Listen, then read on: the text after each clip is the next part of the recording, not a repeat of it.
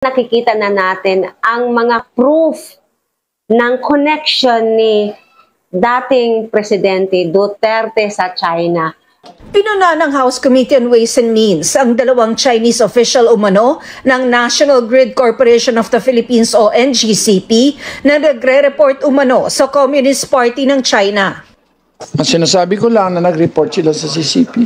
About what's happening in the NGCP? It's here. About their management of NGCP? Yes. That's what they're reporting. Yeah. That's suspicious, sir. They're not, hindi dapat nila ginagawa yun.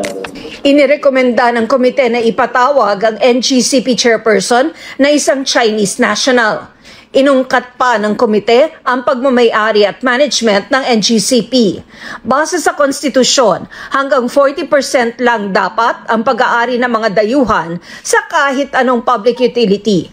Pero sabi ng komite, bukod sa 40% ng NGCP na pag-aari ng State Grid Corporation of China, may ibang porsyento pang hawak umano ang mga dayuhan.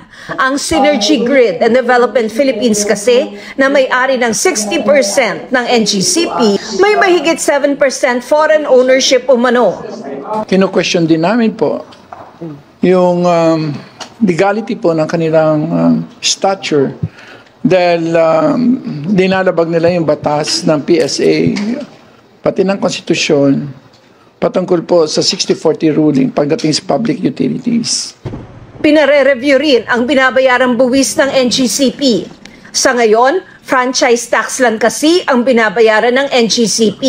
Di gaya ng ibang public utility na nagbabayad din ng corporate income tax, VAT at iba pa. Is that enough to revoke the franchise? I think that there needs to be a reorganization to reestablish Filipino ownership of NGCP. So, Filipino management. Nakikita na natin at naglalabasan na ang ginagawa ng Chinese people sa ating bansa. Nandito na nakikita na natin ang mga consequences, ang mga proof ng connection ni dating Presidente Duterte sa China. Kasi nung nasa posisyon pa siya, madaming mga Chinese nationals ang nagsipagpuntahan. Unang-una na siyempre yung pinuno ng China, di ba? Na naging kaibigan pa niya at nagkaroon siya ng secret agreement. Nakakitang-kita naman natin sa West Philippine Sea, di ba? Well, anyway, hindi yun ang topic natin ngayon, kundi dito sa issue tungkol sa dalawang Chinese nationals na nahuli, nakita, nag-scam, na nagre-report sa Communist Party of China. O di ba mga spy natin, ang dami na talaga Chinese. In fairness naman po, hindi naman po lahat ng Chinese people ay masama. Marami tayong mga kaibigang Chinese people. And marami tayong mga kababayan na rin natin dito na mga Chinese na nakapangasawa ng mga Pilipino. Ano po? At alam naman po natin kung gaano sila kabuti at kabait sa ating bansa. Subalit, ang pinag-uusapan po natin dito ay ang sovereignty ng ating bansa when it comes to territory at sa mga businesses. Ano po? Yung ating mga pampublikong negosyo, kumpanya, ay natitake over na ng mga Chinese, which is hindi dapat.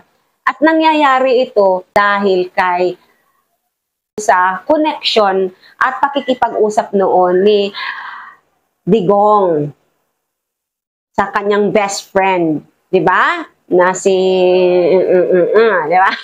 Ay, so yun talaga, ang hirap kasi parang lumalabas talaga na gusto niya, sabi pa nga niya, di ba, gagawin daw niyang, gusto niya maging probinsya. Payag siyang gawing probinsya ang Pilipinas ng China. Hindi yung biro, kahit, kasi national issue ang pinag-uusapan national matter hindi niya pwedeng igawa-gawang joke yon. Kasi alam naman po natin na ang bawat joke may pinaghuhugutan yan, di ba? Lahat ng jokes natin may pinaghuhugutan. Kaya hindi tama na biruin niya na gusto niyang gawing probinsya ng China ang ating gobyerno. Kaya pala pati West Philippine Sea ay parang pinamigay na niya. At sikreto silang usapan ng China. Diba? So, makikita natin yan kasi ang lakas ng loob nila eh. Kasi siguro ha, which is lumalabas naman ang katotohanan na binaback-upan sila ng China. Yun, ang dami-dami pa, di ba? Pumunta pa nga ng private sa kanya yung kaibigan niya.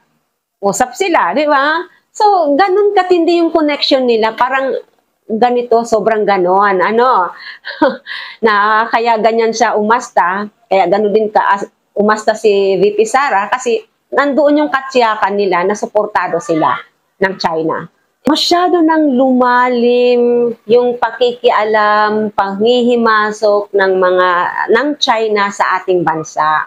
Kasi parang naipagkasundo na sa kanila, parang nagkaroon na sila ng agreement na yung Pilipinas ay mati-take over nila at magiging kanila. Tulad ng sinasabi ni Digong, di ba?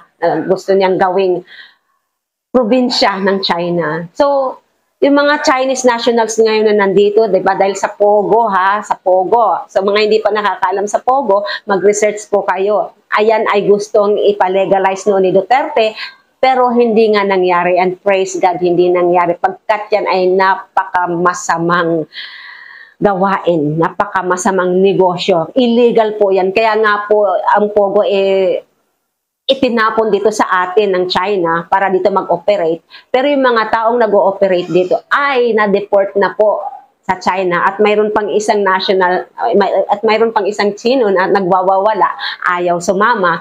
Pinagpupunit-punit pa yung mga dokumento niya para hindi lang ma-deport. Pero wala siyang magagawa. Na-deport din siya, na-subdue rin siya ng mga officials natin. Kaya ano siya, takot na takot siguro kasi alam nila ang kahihinat na nila. Sa alam ko, ang parusa sa mga ganong illegal activities ay death penalty. Kaya siguro ganun ka tindi yung pag-ayaw niyang mag-deport. Wala siyang magagawa. Gumawa siya ng kalukuhan, tanggapin niya yung mga consequences. Bahala na lang si Lord sa kanya. Ano po sa kanila.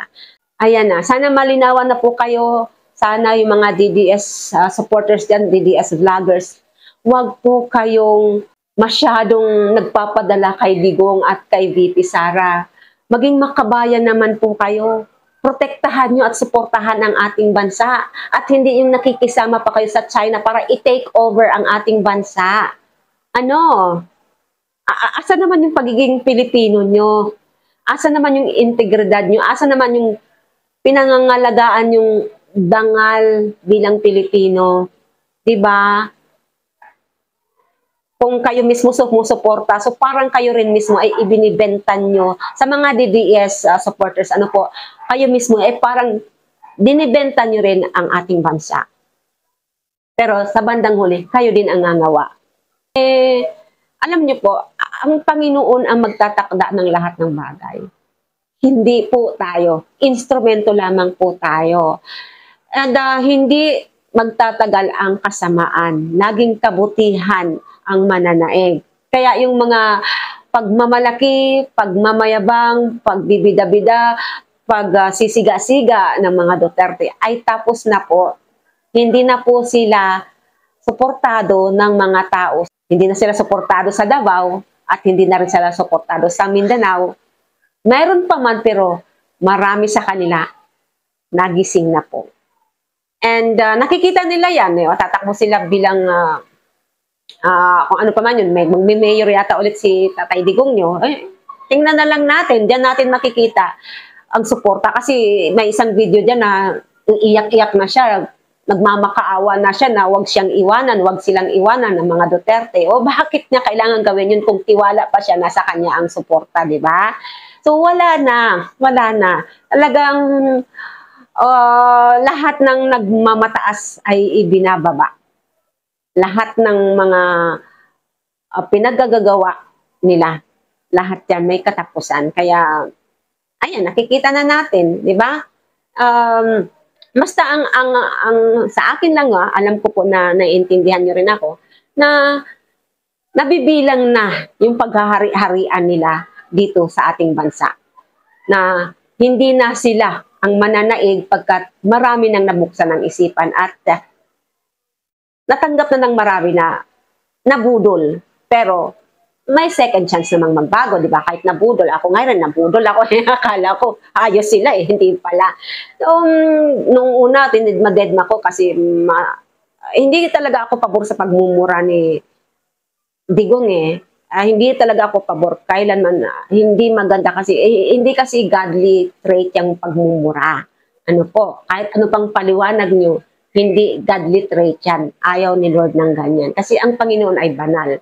Hindi siya pwedeng basta-bastahin at hindi natin siya pwedeng laro-laruin o ganun-ganun nilang tulad ng ginagawa ng mga Duterte. So yun pa lang, red flag na yun eh. Ang kaso, siyang suportado ng marami. Parang nakita ko na marami siyang nagawang maganda sa Davao and pwede rin niyang magawa sa buong Pilipinas.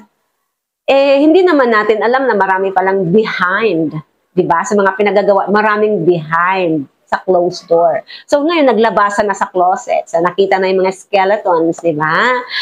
Nakita na kung ano ang mga nasa likod ng itinatago nila. Kaya, tapos na. Di ba? End game. So ayan. Ayan. Okay po, hindi niyo ako kalaban, hindi ko kayo inaaway, hindi ko kayo kinakalaban. Ako lamang po ay nagsishare ng mga bagay na makakabuti at makakapagbukas ng isipan ng ating mamamayan, ng ating bayan. Okay po, thank you so much. Thank you for watching and see you in my next vlog. And like I always say, believe in yourself, believe in God, and share love. Thank you all. I love you. Thank you. God bless you all. See you in my next vlog.